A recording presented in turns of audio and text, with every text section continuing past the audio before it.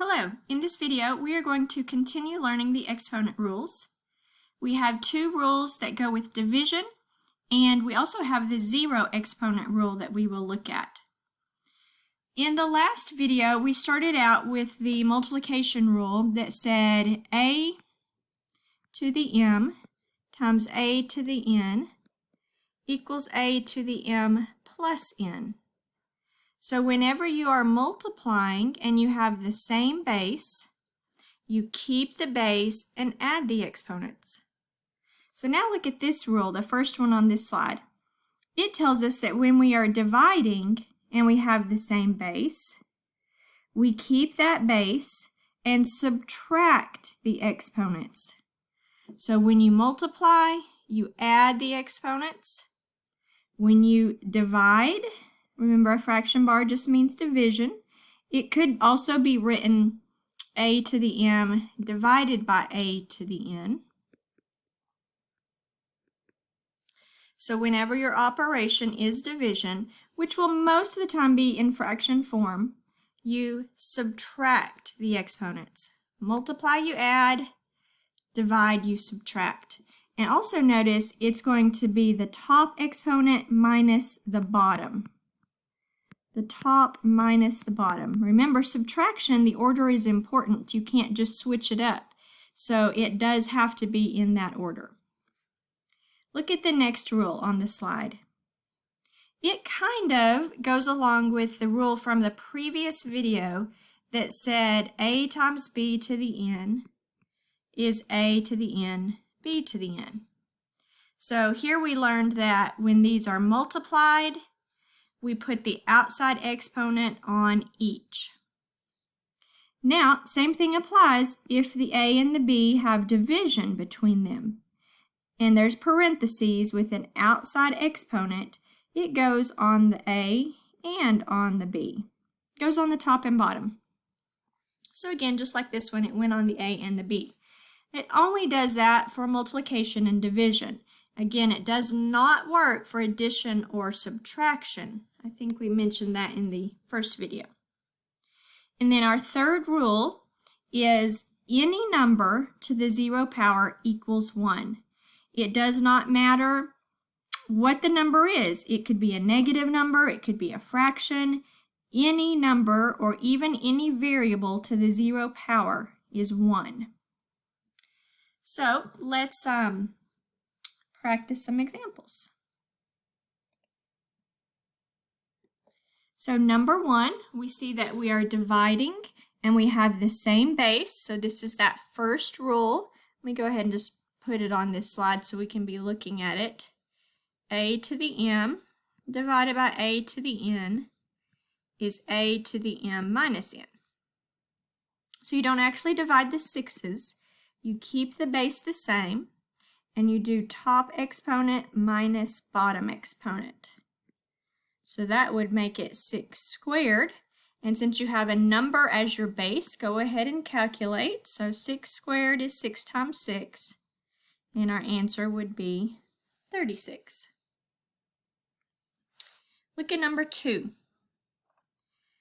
If you have numbers in front of your variables, you're going to simplify that fraction like you would if the variables were not even there. So you find the greatest common factor for 25 and 15 and divide them by that. So we're going to divide 25 by 5 and we're going to divide 15 by 5. So that simplifies to be 5/3. Then we are going to look at the variables. And since we have the same base, like we do here in this rule, we keep that base and we do top minus bottom. Now, you're going to put that on the top. If you have a fraction, when you do this rule, this part of the rule is going to go on the top of your fraction. So then we're going to go ahead and do 9 minus 6.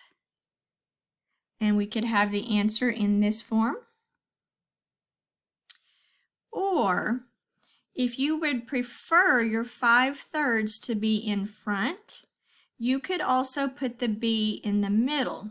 Okay, it can be on the top or it can be in the middle next to your fraction bar. It just can't be on the bottom. So being in the middle is the same thing really as being on the top. So either of those would be correct. Okay, let's keep going. So here's another one that's kind of like that. This time we have a negative, so we have to make sure and keep that negative as we simplify. 24 and 10, their greatest common factor is 2, so we're going to divide them each by 2, which would give us 12 over 5. Now the variables. For x, we have an x on top and bottom. So for x, I'm going to go ahead and just put it on the top for now. But you could put it to the side if you would prefer. 6 minus 4. And for y, it's going to be 4 minus 1. Since we don't see the exponent on that bottom y, it's a 1. Okay, so let's do our subtraction.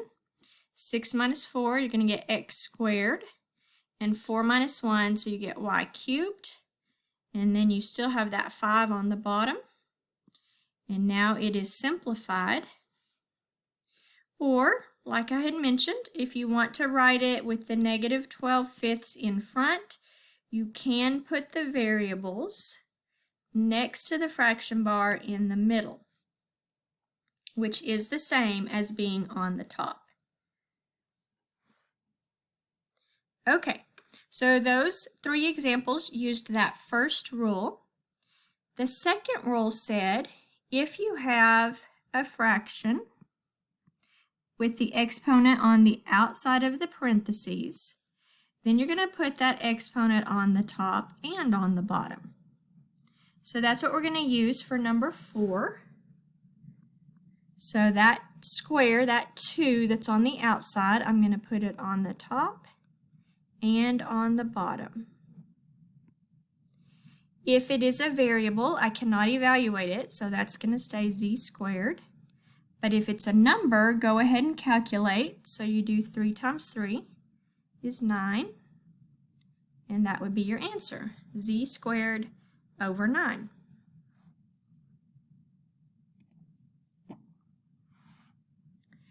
Okay, look at number 5. Again, here we have a fraction. The bases are not the same. We have an outside exponent. So that exponent goes on the top and the bottom. So let's start by doing that. I'm going to put parentheses around my top because there's more than one factor in that numerator, so you need parentheses around it. And you actually do need parentheses around the denominator as well, because you've already got an exponent here and now you're putting another exponent. So that's what your first step would look like. Then you have to remember a couple of rules from the first video. On the top, since we have more than one factor, we've got a 3 and we've got an a squared, then that 4 has to go on both of those. So it's 3 to the 4th and a squared to the 4th. And on the bottom, for now, I'm just going to leave that. We only have the b cubed. We don't have more than one factor. Okay, so when we have a number to an exponent, we go ahead and calculate. So we've got 4 3's. Multiply those together would be 9 times 9. So 3 to the 4th is 81.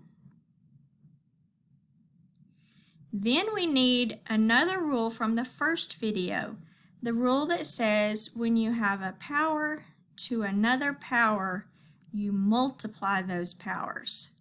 So we multiply the 2 and the 4 here, and that becomes a to the 8th. And same rule applies on the bottom. We multiply those powers, 3 times 4. And that's as far as we can simplify. We don't have anything in common on top and bottom that could simplify more. So that's our final answer right there. Now I'm trying to write out a lot of steps here so you can see exactly what rules I'm using. However, once you get comfortable with these, I'm okay with you skipping some of these steps. You may not have to write out every single thing like we are now. Okay, number 6. Similar to number 5 that we just did, this time we do have a negative inside. And the negative is next to the fraction bar, but it may be easier for you to go ahead and put that negative in the numerator. That's what I'm going to do. And then we take that outside exponent, put it on the top with parentheses. And we've already taken care of the negative, so on bottom we've just got the b to the 4th and put that exponent. Okay, so now the exponent on the top has to go to each factor. It has to go on the -2 and on the a squared. Just going to leave the bottom like it is for the moment.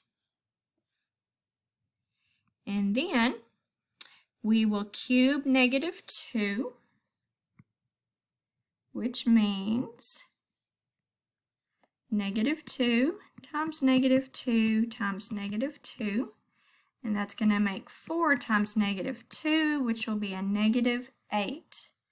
So we've got a -8. And then we use this rule here. We're going to multiply the powers, so we would get a to the 6th. And on bottom, multiply the powers, b to the 12th. Now there's nothing in common between top and bottom, so this answer is simplified. Okay, now let's look at that last rule for this video, the 0 exponent rule. That rule says any number to the 0 power is 1. So you could have something very simple like number 7, just one single number to the 0 power, and all we do is answer 1. That's it. No work involved. You just have to have that rule memorized. Now on number 8, you've got a 4 in front. The 0 power is only on the x. So the x to the 0 is equal to 1, which means I'm going to go ahead and put a step in here. I keep the 4, I turn that x to the 0 into 1. These are multiplied together. So that's 4 times 1, which is 4. Now, I want to go ahead and show you the difference. What if there had been parentheses around that 4x? So if you had 4x with parentheses around it and the 0 on the outside, you could go ahead and just go straight and say that whole thing is 1. Because the parentheses tell me the 0's on everything. So even if I had 5 times 6 times x times y times z, and all that to the 0 power, it would still be 1 because the power's on the whole thing that's inside. Another way you could think about it, if you apply that rule that the outside exponent goes on each, then the 4 to the 0 is 1 and the x to the 0 is 1. So you would end up with 1 times 1, which is 1. So very important you know the difference when there are parentheses and when there are not. So with that in mind, look at number 9. Does not have parentheses, okay? And this kind of goes along with the lesson we did on exponents when we looked at the difference between, let me make a little more room here, -5 squared and -5 with parentheses squared. So here, it's basically like a -1 in front of the 5 squared. So -1 times 25 would make that a -25. Here, the parentheses indicate the square is on this whole thing, so the -5 would repeat twice and you would end up with a +25. Very important to know the difference there.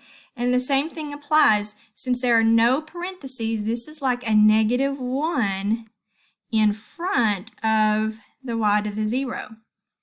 So then it would be -1 times 1, because the y to the 0 by itself is equal to 1. And then our final answer would be -1. So some little details that you have to be careful with here. So go ahead and practice the homework on these rules and let me know if you have any questions. There will be one more video to go over the last of the exponent rules.